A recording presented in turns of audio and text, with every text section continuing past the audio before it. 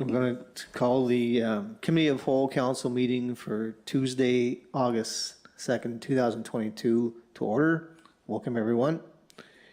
We'll begin with the acknowledgement of treaties of peace and friendship. We would like to begin by acknowledging that the land on which we gather is traditional unceded territory of the Mi'kmaq peoples. This territory is covered by the treaties of peace and friendship, which Wolastoqiyik, Mi'kmaq, and Passamaquoddy peoples first signed with the British Crown in 1726. The treaties did not deal with surrender of lands and resources, but in fact recognized Mi'kmaq and Wolastoqiyik title and established the rules for what was to be an ongoing relationship between nations. Thank you. Olam. Next is the reaffirmation of the oath of office. We do hereby accept the office of council and will diligently, faithfully, and impartially discharge, to the best of our ability, the duties of the office as may be imposed upon us by law. Thank you. Next is the adoption of the agenda. Do we have any changes? Can we get a mover for the adoption of the agenda as it is? I move M 2022-0802-124 that the agenda be adopted as presented. A seconder? I'll second it. On the question, all those in favor say aye. All those opposed say nay. Motion passed. Any statements of conflicts of interest can be forwarded to the clerk. Presentations, petitions, and delegations, we don't have any. The business arising, do we have anything anyone wants to add there? No. So we'll move on to the presentation by council members. Councillor Carrier. Thank you. It has been brought to my attention that there has been recent changes through the NBSPCA Act that now states that in order for anyone to advertise or sell a dog, that they need to have an NBSPCA license number. In order to get that, they now have to submit documentation from the Shellora Regional Planning Commission, in our case, stating that they are zoned correctly in order to have a kennel.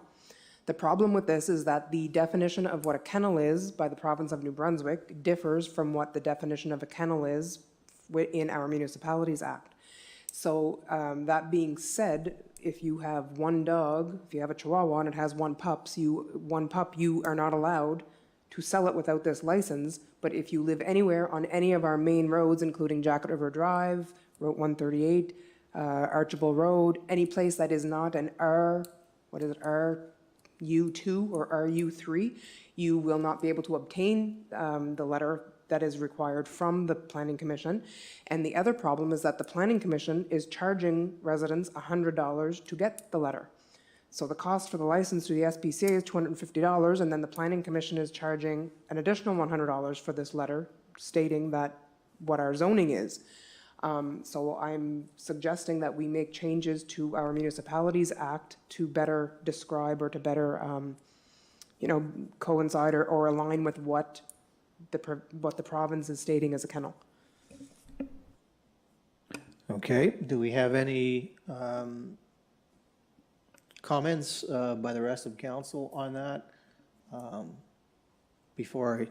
we looking at, will we be looking at, so we're talking about a zoning bylaw as opposed to a variance you're talking about an across the board, right? Well, what I was thinking as a way to kind of fix it would be if we change the Municipalities Act to state that, the zone, what we're considering a kennel right now, I believe is like if you have, for example, if you have 5 dogs, you need 2 acres, the dogs aren't allowed to be out, you can only have 3 dogs out at a time, there needs to be a mesh fence between the kennel and any of the neighbors. Like what our municipality bylaw is describing as an actual business run, almost like a dog farm, do you know what I mean? Where the province is saying anybody who has a dog that wants to sell the dog, like you need this number to even put a Kijiji ad. So if you have a dog that you need to rehome, or your dog gets loose and you're not allowed to charge $50 for the dog if you live on one of our main roads that is not zoned RU1 or RU2. So I'm thinking that we need to have different levels of what a kennel is within our municipalities, plan, our rural plan. Okay, I'll have a sort of a suggestion, but I'll let other council members add any comments they wish to have before I add mine. If I may, Your Worship, the only comment I'd make is that, I do see the point, there's no question. The question is, who are we looking at making the changes? Are, Councillor Carrier, are you looking at bringing a recommendation, or are you asking our CAO to bring something to council that is worded differently? Which way are you looking at going? I would be fine with having the CAO bring something forward. Could I ask, is it a change of the bylaw that we're looking at, or the change of zoning? Either one is complicated. I was thinking more along the lines of a change of the, is it the municipalities, what is it on the shore? The rural plan, yes. In the rural plan? Yeah. So change the bylaw to meet the rural plan? No, it would be, This section here is in the rural plan. And you think that the province is different, the Municipalities Act is different in terms of? yeah, like what the province is stating is a kennel is anybody who has a dog for sale or has a dog that has been bred. So if you have a dog that goes out and gets pregnant and comes back, well, now you're a kennel and you need that kennel license. Whether or not you're planning to do this ongoing, whether you have 1 dog, 5 dogs, you need this number, right? So are you in favor of the provincial act, as it states? Is that what we're looking at, changing the bylaw to amend it to the provincial standard? I'm looking to change our act to allow for people to not have to live in an RU or an R2 in order to be able to sell A dog? a dog. Oh, Yeah. Like if somebody's gonna have 10 dogs and they're running it as a business and like a dog farm type of thing, okay, that I can understand.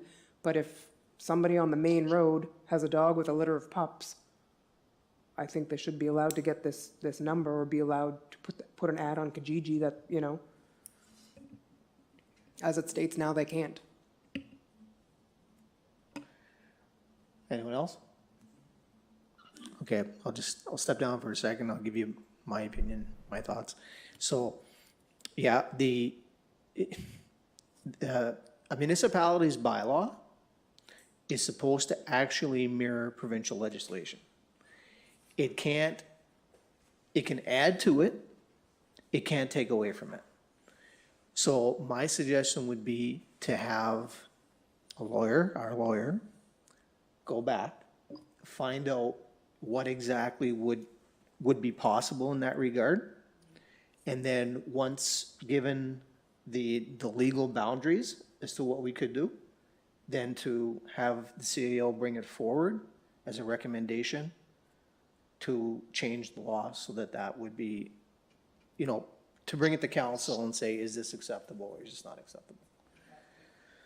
I'm wondering at the same time I'm wondering, do the people have to go to the planning commission and then be charged an additional $100? Because I feel like we as a municipality, we pay the SPCA and we pay the Schiller Planning Commission. So if one of our residents needs documentation showing what zoning they're in and what is allowed in that zoning, I don't feel they should have to pay an additional $100. So I don't know if that is something as simple as, if it's something we could do here in the office where you just print out, this is the zone you're in, this is what's allowed in this zone, something along those lines. If that's something we could work out with, I don't know if it would be with the SPCA or. Do you have that? Okay, so CAO Kingston's gonna work on that. Okay? And then, sort of the recommendation and a motion as to how that would look will be brought to council. When you're ready to bring it, it would go to you, say, okay, I'm satisfied with this, I'll bring it to council and see what council thinks. Okay? Any other, Councillor Carmichael, did you have anything you wanted to add? No, I have nothing on that. Okay. Thank you. Yep. Councillor Guitar McDonough. My agenda is just updates on a few things that have happened since our last meeting. We just completed our first full week of Beldoon Days. It's returned after 2 years.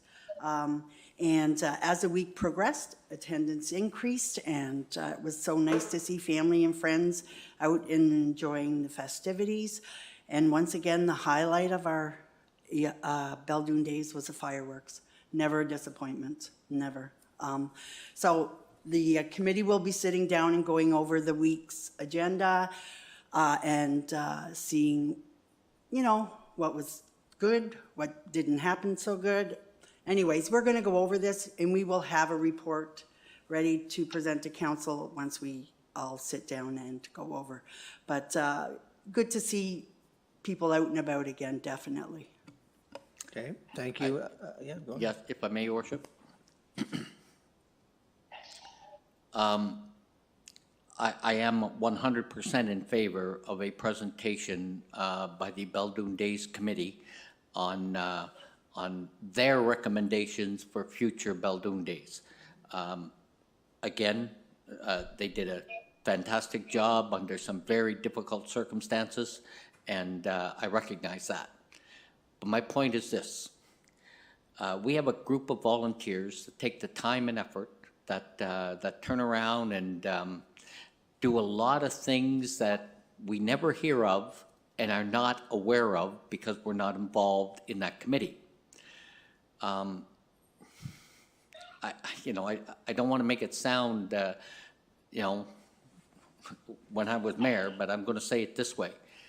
That committee deserves to be recognized. And I would like to have, maybe, I don't know if I need a motion or whether we need to do something. I'll look for some guidance on it. But I would like to have the committee come before council publicly and recognize their efforts and contributions to our community and making Beldoon Days the success that it was under very difficult circumstances. A lot of things they cannot control, a lot of things that they do behind the scenes that we never see. So my point to that is this. Again, I hate to keep saying that, but again, when I was mayor, we brought in the committee, we recognized them, they were all given a gift, on behalf of the community and council for the things they do. For example, at $2 a liter, it can get expensive running the roads. And I know they may, we can say, oh, well, if they had to go to Bathurst or had to go to Campbellton to get something, they can claim their mileage. But what about internally? What about the times they had to run down? And what about the times they had to do some, other things? So my point is this. I would like to hear some feedback from council as to what they believe is appropriate to recognize that committee and their efforts and the people involved. And as far as I'm concerned, the chairperson or the co-chair, whoever is on that committee, should be making council aware of who should be recognized so that we can bring them here at a public meeting and recognize their contribution and efforts publicly. And that's where I'm at. Okay, thank you. Anyone else? I'll echo that the sentiments and saying thank you all of the events committee and great job, and these right volunteers. We never have enough of them, and you guys did a great job. And I think your interpretation of the week is dead on. I think the last weekend was like gangbusters, right? It was really from, I'd say, the senior supper on it. The senior supper is always like a flagship event, right? And from that point on, it was very good. So to the committee and the volunteers, thank you very much. It was, and Ron's right, when you think about all the gas that's spent, and you guys did a very good job and appreciate it very much. So thank you. Just one last comment, if I could, Your Worship. As you are all aware, I am highly involved in the Legion, and the Legion conducted 3 activities during Beldoon Days. And I have no problem in stating I have submitted the receipts and the profits. And with that said, the Legion made $1,552.66 profit from those 3 activities. And that is a tremendous asset to our Legion. And, you know, it's just, we've missed it the last 2 years. So with that said, you know, I personally have a vested interest in thanking the committee for what they've done, and the Legion does also. And I'm sure there are a lot of other people involved. And that's why, for me, I'd like to see them here publicly, recognized publicly, and thanked appropriately for what their contribution to our community. Okay. I'd like to say something on this. I want to say thank you to all the volunteers and the committee. It's a lot of work.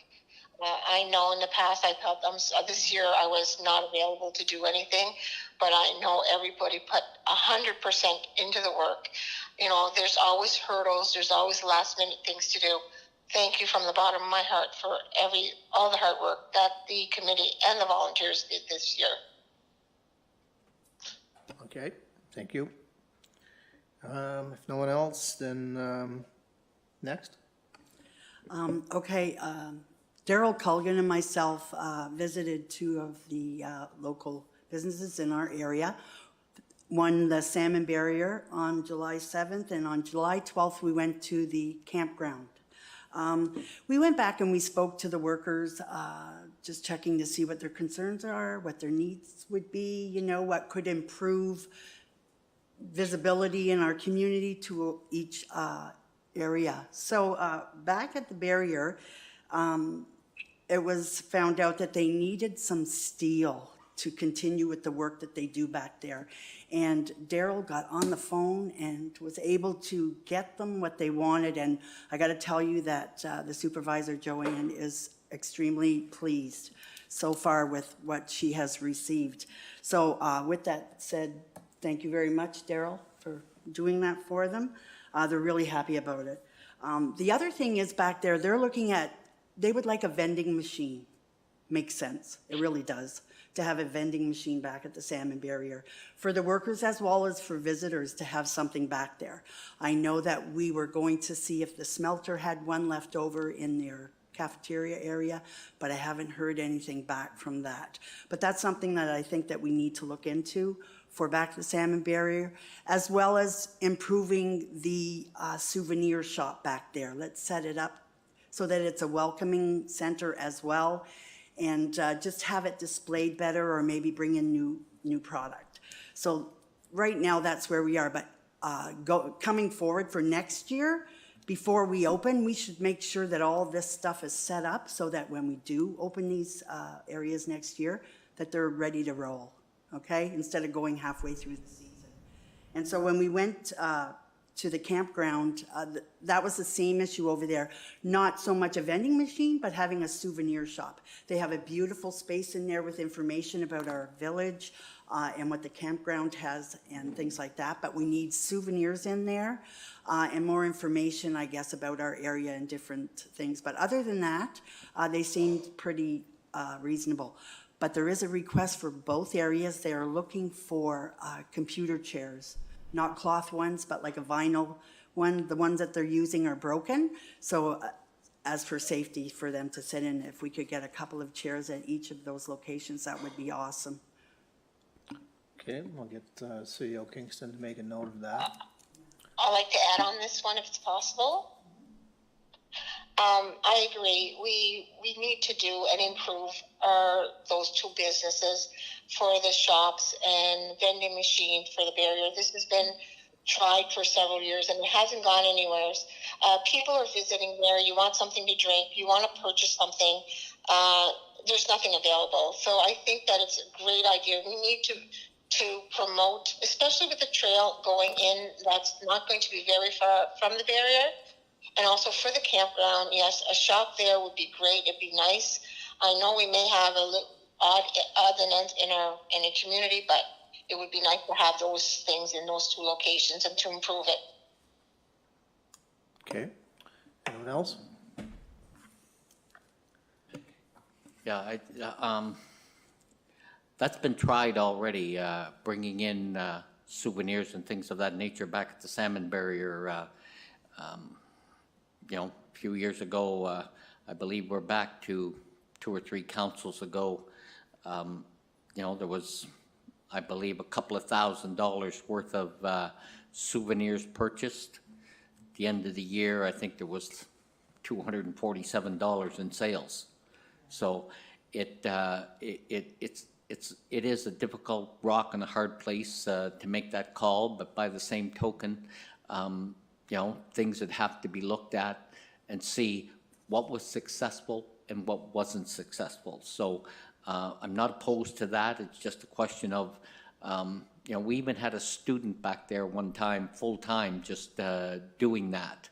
And again, created a job for the student, but it wasn't very successful as far as the moving of merchandise was concerned. So something to think about and something to look at.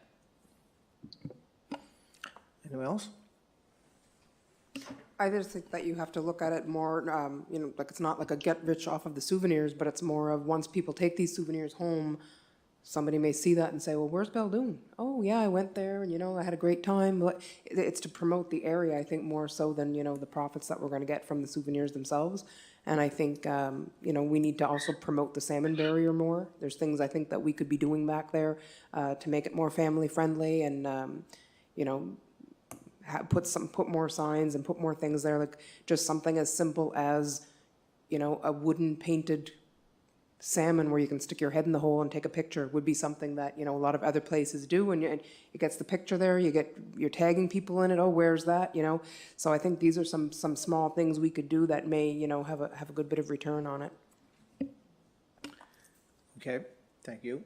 I'll step down for a second, just speak to it. For me, if you follow the last council, I just think sometimes with the salmon barrier, we look at it as like it's got to create this huge revenue. I don't think it does. I think it serves a purpose. And I think whatever we sell back there, people will have it as a souvenir. They'll be able to remember the salmon barrier. So I think we've got to, there's got to be some realistic expectations about how much revenue can be generated. I don't think it's, it's much the same as the arena. Arena's not going to be ever going to be a revenue generator, but it serves a purpose. So, and I agree. I think that, it's like putting the chicken and egg argument. You need to have something back there in order for people to have access to, whether it's a drink or whether it's a souvenir. And then they'll go back. So when I was on council last term, I don't know how many times on council last time we agreed. We said, let's put stuff back there. But we never got around to it, but hopefully this council will, because I think to me, it's a great asset to the village. Always believed it. And I still do, so. Actually, we are in the works of reissuing a pamphlet that was back there. It was done many years ago. We sat down with Joanne and we went over it and made some changes, so we're looking at reprinting it for the salmon barrier. Also, I don't know how old this is from the park, how old this pamphlet. It should be reviewed and updated with changes to it. So if maybe we could look into this later on. The Jacket River Campground, it's got like the fees and things like that. And I just think we need to look it over again. Yeah, the campground too. Mayor Burke or Deputy Mayor Burke, you were the mayor back when they did the big renovations, did you not? So that council too must have felt like it was an asset, right? So, did you have another one, Councillor? No, that's it. Okay, so we move on to, unless somebody else has a comment, we move on to the administration, CEO Kingston. I think I've, just for everybody's information, I think I did everything I could during the in-camera session, but I would like to invite Daryl up to give an update on splash pad and this chairlift and in particular the contract that we're proposing for Marilyn Pascal, if you wouldn't mind, Daryl.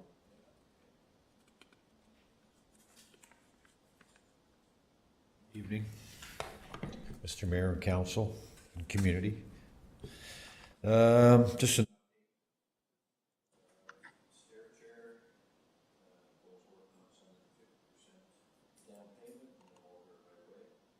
Is your mic on, Daryl? Is the mic No. on? Oh, yep. on.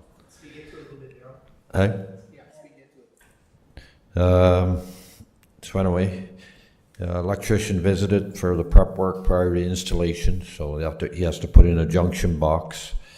But I received the schematics today.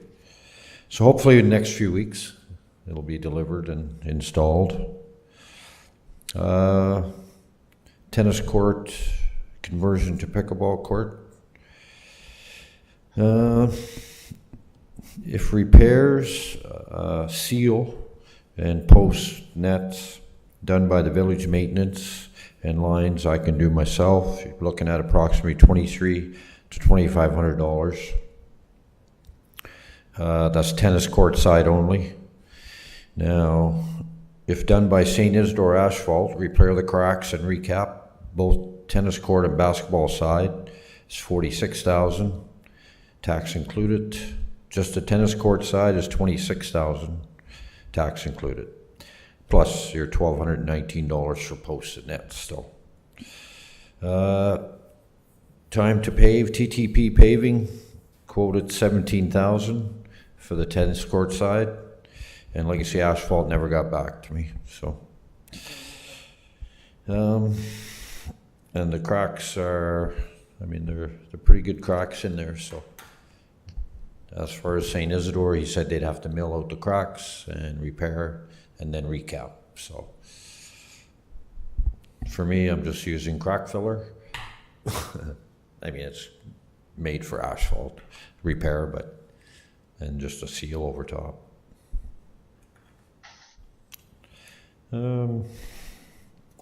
Oasis splash pad. 25% down was issued, so toys are out for painting. The paint colors are Beldoon flag colors. Different toys, different colors. RDM did their measurements from the panel to the mechanical shed. Plumbing found water well and will replace pump and piping to cold water tank, then add a T to run piping out to mechanical shed. Waiting on Oasis arrival date. Then we'll let electrical and plumbing know they can do the prep prior to pad construction. Hoping to start mid-August, and it approximately takes 3 weeks. Art program.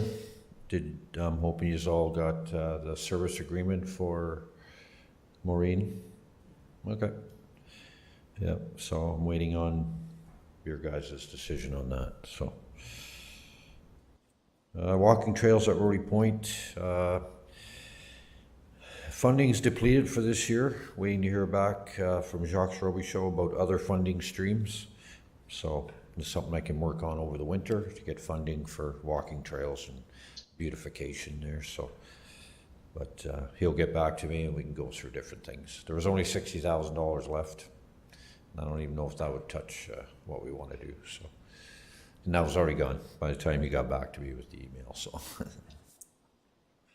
Or the next day, so. Yeah, that's about it, so.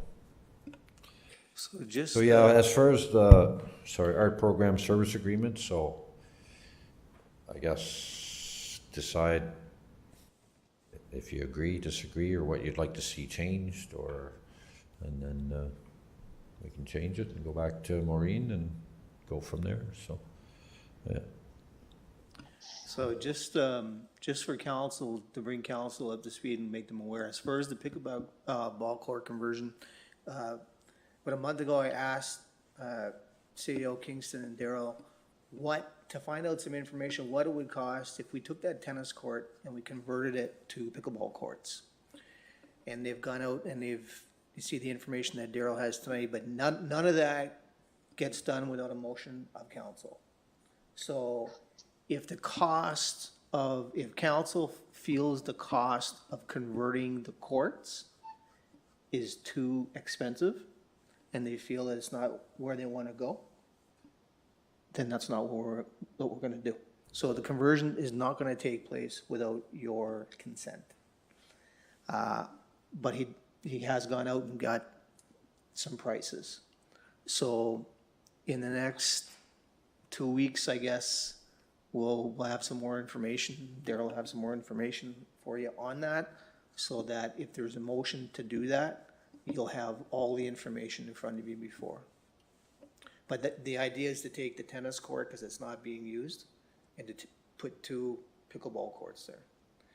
And then next summer, if we have to use the gym for the program again, the pickleball group will have a place to go. So, just to bring you up to date on that. So nothing's gonna happen without your consent.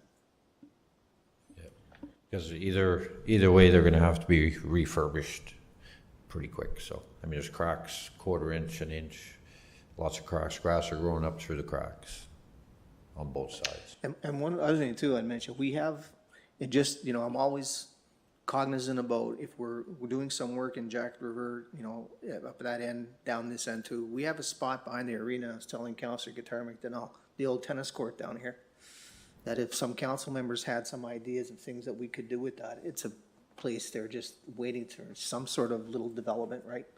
So if someone had an idea, put something there, put something down here, that's how I like to do it, so that all the sections of the village feel like we're paying attention to them, you know? Is pickleball an outdoor sport, or is that what it normally is? I'm just curious. It's a bowl. Yeah. They even have balls, different balls. Yeah. Yeah, Dalhousie redid theirs, just from the tennis court, the maintenance shop did it, maintenance guys. But, I mean, it is what it is, so, I had never seen how bad their court was, I never, didn't get up that close. I mean, they did the lines and posts and stuff, so. Any questions from council members for Daryl? You know that machine we were talking about a while ago? Would that not fill those cracks? That you're talking about, we just said something, we may have had a crack-filling machine owned by the village that may be able to help, right? Oh, yeah, it would We're work. gonna look into that, though. The Public Works is gonna check into that. That might be something, save us some money. I mean, the paving company's gonna mill the cracks and do a proper fill. You know, I'm getting airport grade, but still, fill the cracks, smooth I it have a out. few questions for you. For the walking trails, I'm wondering if, because one thing I'd really like to see happen is have a trail that would lead from in the back behind the arena where the playground is, so that you can leave from the playground and go to the beach, or vice versa. So I know it's kind of like a one-stop, but I don't think it's well kept. Like, I think it needs to be brushed out and even signs or something, because I think a lot of people don't know it's there. So that's something I'd like to see. And the other thing is, where will the water park or the splash pad be located? Pardon? Where will the splash pad be located? Splash pad? Behind Fire Station 1. Okay, behind the fire station? Okay. Yeah. All right. And then the other thing was the art classes and stuff. I'm wondering if we could maybe throw some different things in there as well, so that there's different options. Like, I know, like Angelica was talking about having classes and stuff, and if there was other people that wanted to so then there's a mixture. If maybe somebody's not into the painting, but maybe they're into wanting to make the wind chimes or something that Angelica does, if there would be some other options to maybe get, you know, a more of a variety of some different, maybe pottery or, you know, different things like that. Yeah. Leather working. I know Karen and Ivan do leather work. Like, just have some different options, you know. Yeah, I know. Angelica reached out to me, so Yeah. she's looking to collaborate, but I haven't had a chance to talk to Maureen, so see if she's interested in Okay. kind of working with her, but yeah. Any others? Any other questions? Okay, thank you, Daryl. Okay, perfect, thank you. Appreciate it. One last item. Just 1 second. Just one last item. I don't know if council was aware, but the lights finally went up at the Memorial Park after much difficulty. The underground conduit had separated, so you'll notice that we dug up the fine new grass at the Memorial Park. So I was talking to Mark today about getting grass seed and be able to water it so we can grow grass back. But I haven't been there when the lights were on, so I don't know if council has seen it or, yeah, how's it look? Good? Awesome. It's been a while in the works as well. Okay, Are the so, benches up? Pardon? Were the benches put up? Yep. Benches and the trash cans and all of that stuff, yep. Okay. okay, so, Thank you. council, we have a couple of things from this meeting that City of Kingston is going to get some information on. I think we've gone through everything on the agenda, so therefore, we will have the motion to adjourn. Okay, I move M 2022-0802-125 that the meeting is adjourned at 7:36. Need a seconder? I'll second it. All those in favor say aye. All Aye. those opposed say nay. Motion passed. Meeting adjourned. Thank you, everyone. Thank you, Lillian. Chris, I'm going to send you, I didn't get a chance to speak on Maureen's. Oh, yes. I'll send it to you tomorrow. I'll send you an email. Okay, cool.